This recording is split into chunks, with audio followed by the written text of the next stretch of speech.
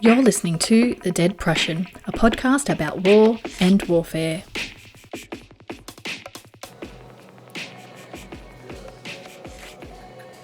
G'day listeners, this is Mick and I am sitting down today with August Cole, who's visiting Australia to give a few lectures and briefs on his book Ghost Fleet and the Future of Warfare.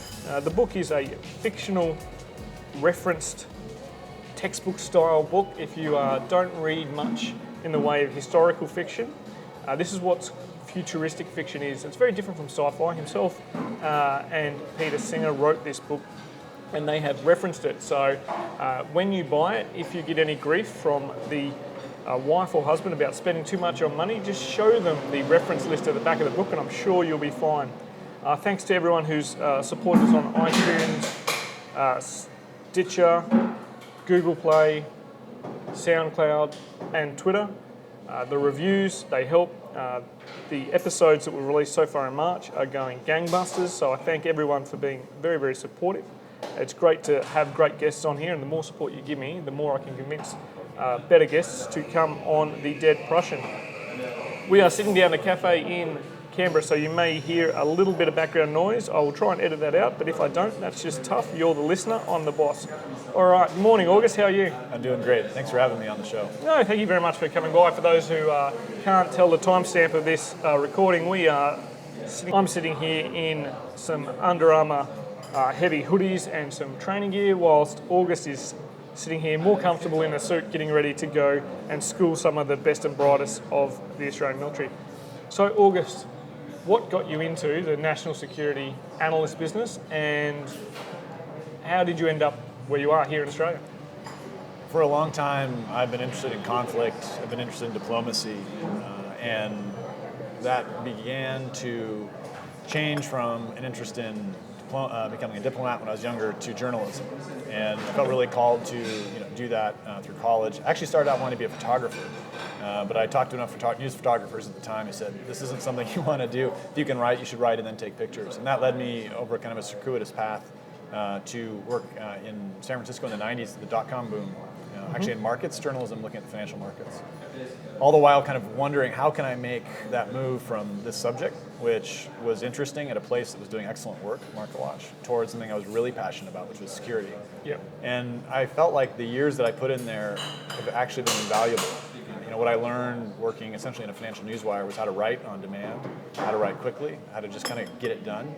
And I think it's a lesson for a lot of writers that the years that you're putting into the keyboard, hour after hour, day after day, it adds up over time, so that when you do have that moment to really pull it all together and get after what you're really shooting for, that foundation pays off. So I ended up at grad school at a certain point and made a transition to work at the Wall Street Journal, which I felt like was the kind of peak of writing about defense. I was writing about the defense industry, which I loved covering. And the thing that I found, though, while I loved working in Washington for the paper, I loved my colleagues, the paper was changing a lot. A lot of people I was really identifying with and wanting to be like. The career that you could have at the time then at the Journal, you could stay for 10, 20 years. And I just felt like I wasn't going to do that even though I'd intended. Yeah. I'd always wanted to write fiction. And I got to a point where it just made sense to give it a shot, to take that leap and kind of break with doing traditional journalism. I'd been in a newsroom at that point for well over a decade and kind of knew what it could give me, and I loved it. I still miss the newsroom, but I felt like the opportunity out there in the creative space was even greater. It would get me closer, really, to the things that interest me, which are the kind of complexities, both moral, technological, physical, around conflict. And that's been manifest lately in trying to understand the future of war. And teaming with Pete, who's made this essentially his mission. Yeah. He's been a great sort of mentor in that regard and really kind of helped bring my thinking and kind of practice along. And you're the director of the Art of War project, is that correct? Art of Future Warfare. That's right, the Atlantic Council. So can you tell us a little bit about the Art of Future War? For those who haven't seen it, it's theartoffuturewar.org. Look it up, Google it.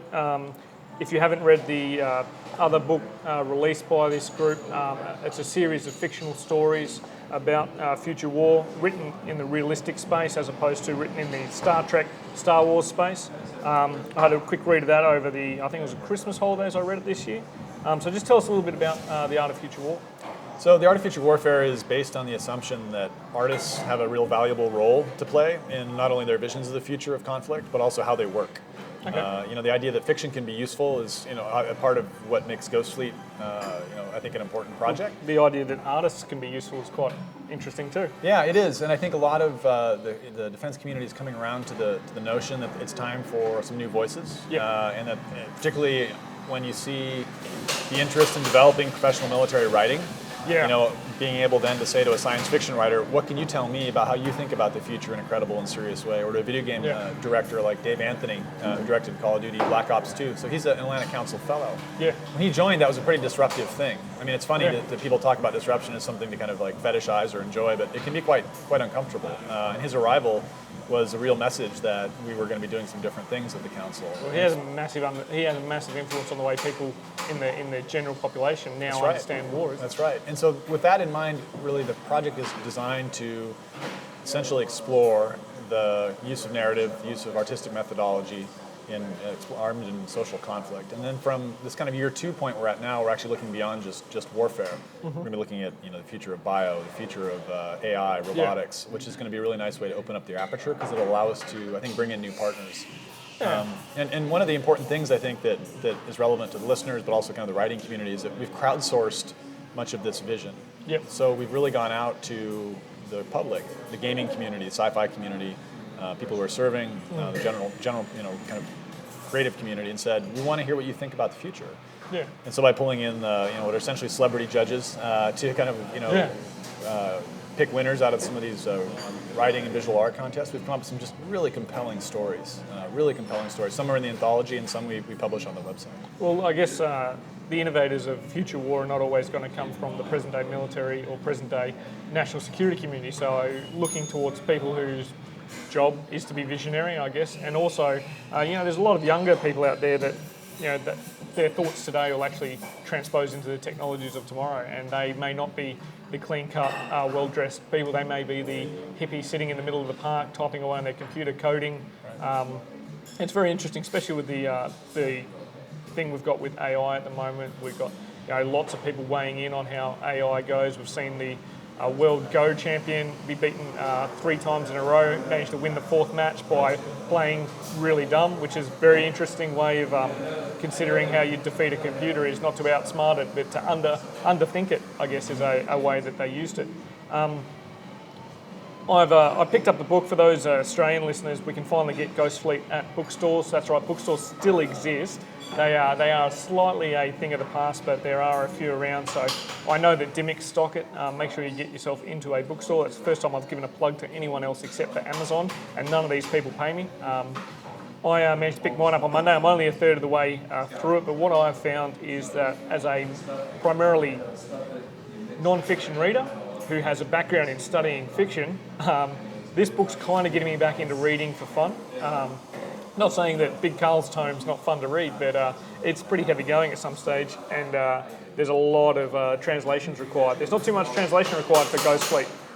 What I've found exciting about it so far is the way that you're trying to merge the technocratic future with some of the aspects that are always going to be prevalent with war.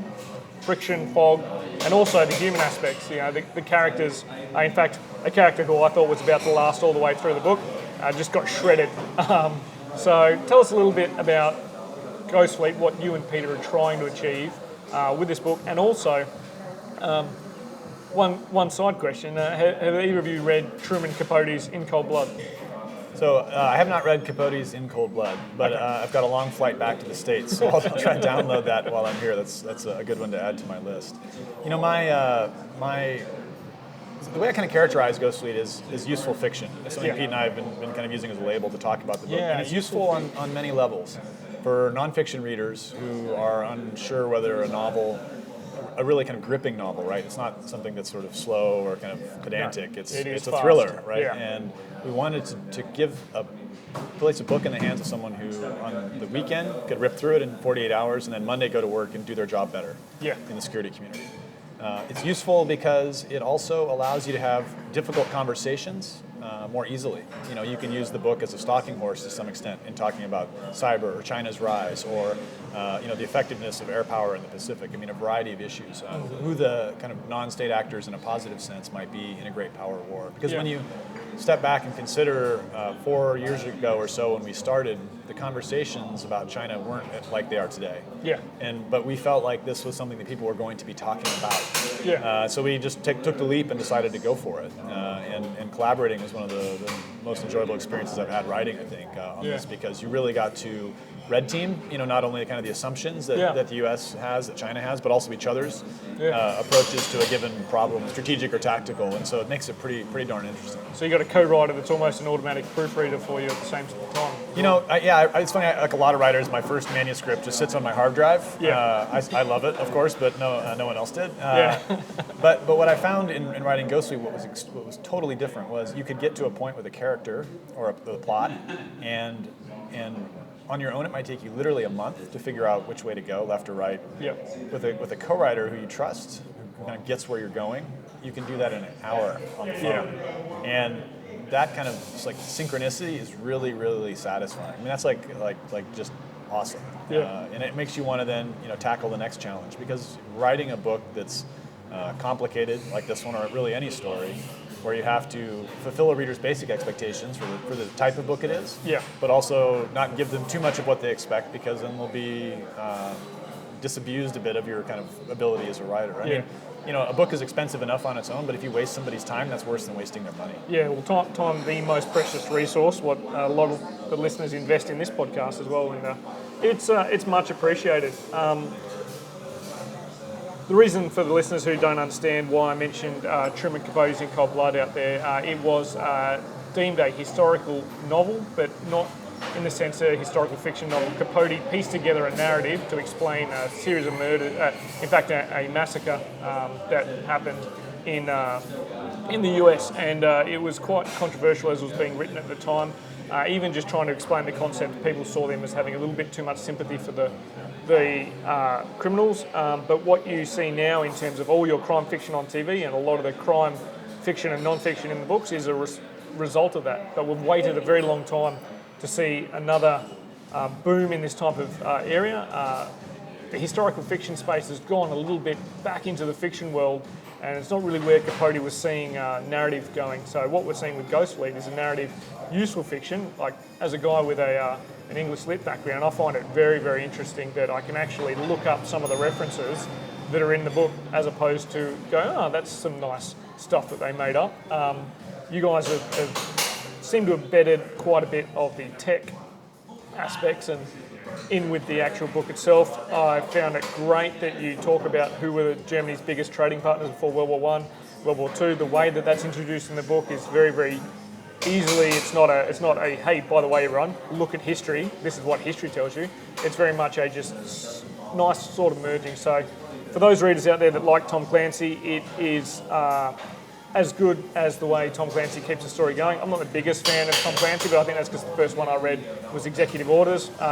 So not the greatest of Clancy novels, although when you've got books like Hunt for Red October. Or Red Storm Rising. Red Storm Rising was a really influential book for Pete and I when it came out. Oh, excellent. Both of us devoured it literally nonstop when we got our hands on it, in the mid-'80s, around 86, 87. And we were really going for that same effect. We wanted to ruin someone's day, to make sure that they didn't get off the metro if they're going into DC, that they just couldn't put the book down. But we wanted to have the credibility of a nonfiction work, and so that's why there's 400 endnotes that you were talking about. And what's actually great about the ebook version is those are hyperlinked through the text, so you can actually double check a macroeconomic trend. You can click on a link to a weapons system that's in development, like a railgun, and learn more about it. And that level of interactivity, I think, helps make the book more useful. Again, back to this point of useful fiction. And I think you'll also bring in a broader audience. There'll be people that may not even be interested in the national security sector, but love reading these types of books, and then, or they're a tech head and they just jump in and read it. I mean, my coding experience extends only to JavaScript at the moment. I'm trying to teach myself how to build an app. Not for the show, listeners, don't get too excited. The only reason I'm doing that is because I don't think that way, and I think it's a good way to teach people to think that way, and I want my kids to think that way. But that's it's interesting to see where this useful fiction genre goes, because Yeah. you've kind of built in two sort of genres here that may, or more than two genres actually, because there's not too many national security people out there that get too obsessed about tech stuff. And then there's also a lot of people who will stick to their science fiction and fantasy because the real world tech doesn't interest them enough, it's not exciting enough. It was very interesting to see how this goes. I wonder if in the bookstores of the future, which will probably just be 3D holographic images projected on our Viz glasses, read the book if you don't get the reference, maybe there'll be a useful fiction section in every virtual bookstore. Yeah, I mean, I think the way to think about the book's ability to change people's perceptions around their assumptions is true. There's a lot of fiction that does this, but we really wanted to go after some of the most closely held ones. The assumption that all of, for example, of our military technology will work when we need it to do so the most. Yeah. That we are going to have a decisive advantage over China, another assumption. That China's Communist Party will be in power forever, another assumption. The more we felt like we found a closely held truth or a consensus, the more we wanted to upend it. And I think that's something that also through Art of Future Warfare project we've really seen artists enjoy. Finding out what are the kind of rules out there and breaking them. I think you. But with rigor. Most of my preconceived notions were pretty much ended in the first 20 pages, so it is all new territory for me. But it's an interesting way to challenge it, and the project you guys have got going. For a lot of people, it's not interesting, I guess, to get involved with your project if they're just going to sit there and espouse the same projections that are in the op-eds of the Wall Street Journal. Right. And it's the innovative thinking that you're kind of looking for. And I use innovation as a term because innovation isn't just some kid inventing a new way to deal with chemical or biological weapon systems through a new gas mask. It is also the way people think. Yeah, process is really an underappreciated aspect Yeah. to the innovation conversation. That it's easier to focus on the product of a process. Yeah. And I think in Ghostfleet we found that when we were considering what the defense establishment would be able to do in the U.S. in a great power war context, we felt like it really came up short. Okay. That you imagine a U.S.-China conflict as sort of bureaucracy versus bureaucracy.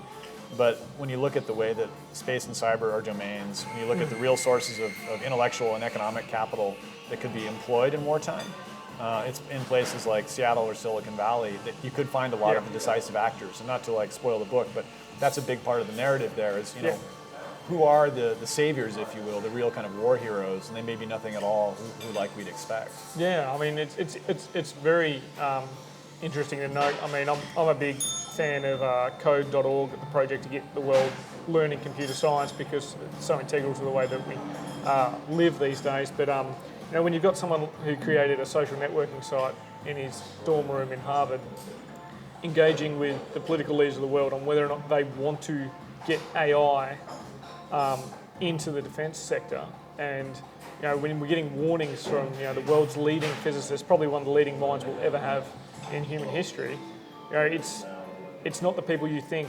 It's not the guy that's gone through and done the cursus honorum of degrees to get himself to be that advisor to the Secretary of Defence or the Defence Minister. It is the person who is like, hey, by the way, I've got this thing. You may or may not want to use it. This is what you'll need. And innovation sometimes can be lost when people are looking for an end product. And today's Western society, we're definitely always looking for the end product. And what we're noticing, I guess, with the upcoming nations and countries that are getting on their feet, they've got a lot of hungry for knowledge, but also literally hungry people out there that will struggle if they don't innovate. Right. So the innovation is just part of their culture. I mean, there's an interesting, corollary, to this question of resources, driving innovation for Australia's defence forces as well. The new white paper, and kind of the industry document that goes along with that, kind of lay out these centers for innovation in an online kind of exchange where you'll have two, routes in to kind of the official approach, which I think is it seems very promising to me because it is going to allow the ADF to kind of capture some of the community out there and give back as well, but whether it's economically or as a sense of sort of service. The way that a military in a Western country can engage, its most innovative populations is probably going to be as important or more important than a top-line budget than even government R&D. Because when you look at the sources of innovation, they're often coming from outside federally driven spending. I mean, when you just add up even at the defense industry level, the amount spent on R&D in the aerospace and defense sector around the defense side is dwarfed by what commercial companies are throwing down. And that is market driven. And I guess commercial companies make the link a lot more readily that their survival is linked to innovation. Yeah, well, their metabolic rate is higher, Yeah. so they have to innovate on a tighter cycle and more continuously because the market doesn't have a time to sort of wait for them. And I guess in Australia we're quite lucky to have this push from the highest levels of government, the innovation boom or the ideas boom, #ideas boom. Check it out on social media. I'm not sure if it's going off. I might check the hashtag out later on today and link it into our promotion for this episode. But one of the key things our Prime Minister said was the government can expect to lose money investing in innovation in certain areas because you don't innovate if you're succeeding, you get stale if you're succeeding. And to drive innovation, people are just going to have to test ideas out. And I think the civil sectors, the private sector, all that is quite happy to invest at risk. Whereas when you've got political office attached to loss in government, large financial loss. Yeah, I mean the upside return. If you look at it from a financial perspective, if you take a VC model, venture capital model, which is sometimes what people say government should do. Yeah. That is a sensible idea at face value, but the bottom line is much more complicated. The venture investor might make 10 investments and 1 or 2 pan out, but they have a 10 or 20x return. If you're doing that similar approach in government, you're not going to have that same level of return based on more likely what you're buying or the way you're going to acquire it, right? So the way that government captures that innovative impulse and kind of process to that point will be really important because it may not be the linear, let's try it in this lane and then just hop over it in the next, but some kind of a hybridization or partnerships that may offer some of the same end results, access to a good idea, a good process, good people, that still preserve some of that return that encourages risk-taking. Yeah, it's interesting to see where it goes. It's interesting to see how many of the innovators out there actually pick up Ghost Fleet now that, as I said, it is on bookshelves here in Australia. I mean, in the US, it's interesting. We at the Davos Forum, the CEO of Salesforce, which is obviously a major, was talking about the book as being important to read. So we're seeing the penetration into the tech sector, in the defense realm, just most recently, as an example, the Commandant of the Marine Corps, General Neller, has been talking about the book regularly. Really? It's something that needs to be read. That's excellent. And that's on top of the other accolades and kind of read this now message that has been put out by the other services as well. So it's getting traction, and I think again because it allows people to see a future. That journalistic adage of show versus tell. Yeah. It's a lot of telling when we talk about the future, not a lot of showing. Yeah. Ghost Fleet helps you see the future in a way that you can't if you just write a white paper. Yeah, and it's interesting you mentioned Salesforce, a company that's very big on innovation. They've got a massive drive with, check out #FutureForce for Salesforce's team at the moment. I think they've got a team in San Francisco at the moment just driving innovation. And you look at the photo of the people driving innovation in FutureForce for Salesforce, and I'll tell you what, they look like kids. A lot of young kids with some bright ideas. Moving on to why you're in Australia, which it's not actually the traditional book tour, is it? It's you're here for the Australian Air Power Conference. No, I actually came here for the Dead Prussian podcast. Well, that's true. That's true. I have managed to fly in my second guest here on the cheapest budget possible, but So I'm here to I gave a talk yesterday to the Australian Air Force's main air power conference at the invitation of the Air Power Development Center, which does a lot of their thinking around the future of conflict.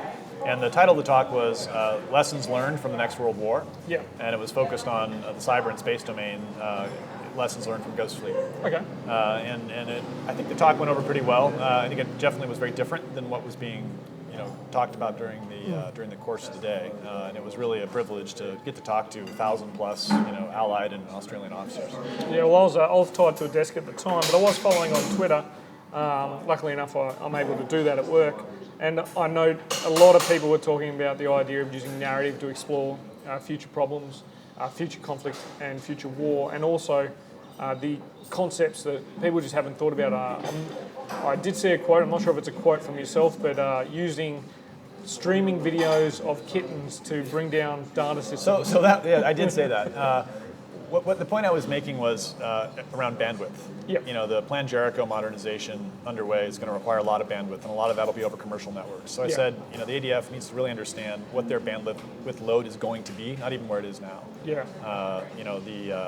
The statistics I've seen in doing the research for the talk, put the I think it's Operation Enduring Freedom and Iraqi Freedom bandwidth use literally at many, many multiples higher than what was done, during obviously Gulf War I. Even a Global Hawk itself literally produces like 5 times the bandwidth of the entire U.S. military in Gulf War I. Yeah. One aircraft.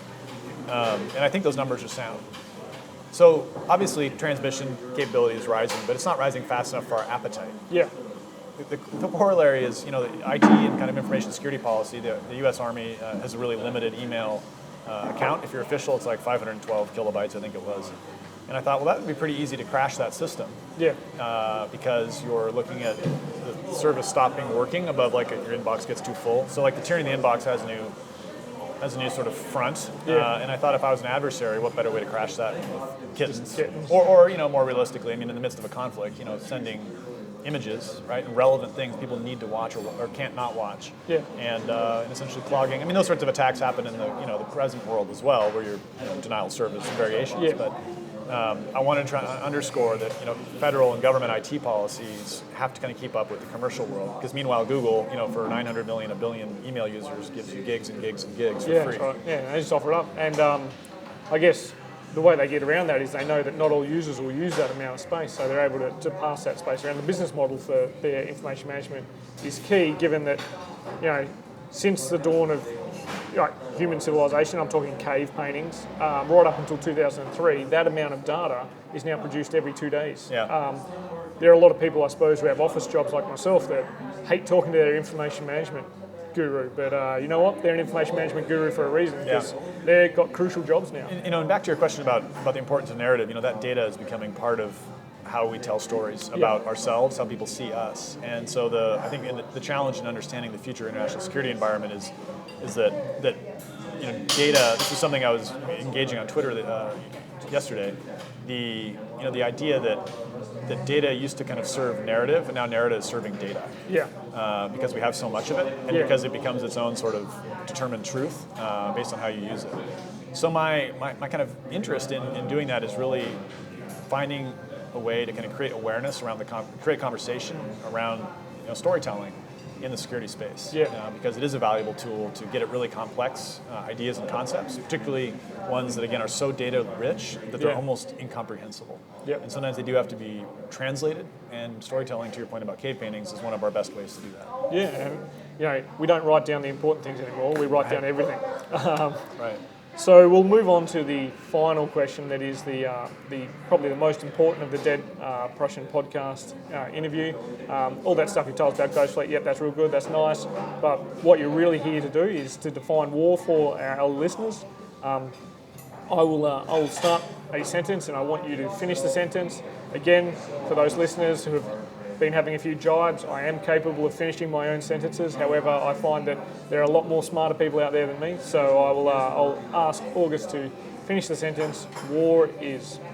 So my best, I guess, finish the sentence at 7:45 in Canberra in the morning is probably like, I'd say war is the supreme contest of narratives. Excellent. That's probably the best I can come up with. And what I'm trying to say there is not to take away from the physicality of it, the horror of it, but that ultimately, when time passes, when decades or centuries pass, the stories we tell about a conflict become what define it. Yep. Excellent. That is a brand new definition. We've had, being the Dead Prussian, we get quite a few big Carl pundits who try and restructure his words, sell them off as their own, or most of them actually just pay tribute to Carl and say, I'm going to stick with what he's done. I personally haven't offered one, but I think my method is much smarter, getting other people to define it for me. Maybe I should have said narrative by other means or something. A narrative by other means, yeah, that's right. War is just a continuation of a narrative by other means. Thank you very much for coming on the show, August. It's important to explore war through multiple mediums. We try and get a varied response to all of our questions here on the Dead Prussian podcast, and to have someone that's written a useful fiction book is a little bit different for us. We've had historical writers on the show, we've had fiction writers on the show. This is the first time we've had a useful futuristic fiction writer who's trying to instill a little bit of energy into the way that we think about innovation and the future of conflict. So thanks very much for flying to Australia to be on the show. It's great to be here. I'll do a final plug for the Art of Future Warfare project because we have a contest coming up in the next week or so that's going to be focused on short stories and visual art exploring the third offset strategy. Yep. And that's going to culminate with the winning entries being part of a conversation I'll have with Deputy Secretary at Work in May. Excellent. So there's some real impact potentially that fiction writers can have coming up. That opportunity will pop in the next week or so. Oh, that's excellent. So make sure you check out the website for that, listeners. This podcast will be out well before that. It'll be out in the next few days, so you'll have plenty of time to get your pencil sharpened. I don't know if anyone uses a pencil to write anymore. I use a pen. In fact, I've got a pen here. I'm going to get August to sign my book in a minute. But for all the listeners out there, thanks very much for listening in. It's great to see the support. It's great to have good, interesting guests, and the only way I can do that is by the support shown by you. Jump on iTunes, send a review. Just hit the stars if you want. I'm more than happy if you hit 5 stars. I've got no problems with that. If you want to leave a critical review, please do. Send all your feedback, and for the guys that have been sending me emails and messages, please send it. Suggested guests is always welcome because it cuts down on the research time, and then my co-producer Amanda doesn't have to crack the whip to make sure that I'm getting episodes out in a timely fashion. All right, thanks very much. Thanks for coming, August. Thank you.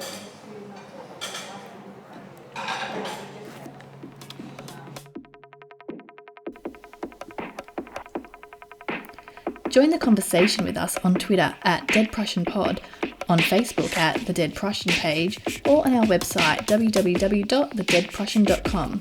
All show notes for this episode, as well as copyright information, can be found on the website. The Dead Prussian podcast is written, produced and hosted by Mick Cook. It is co-produced by Amanda Levio.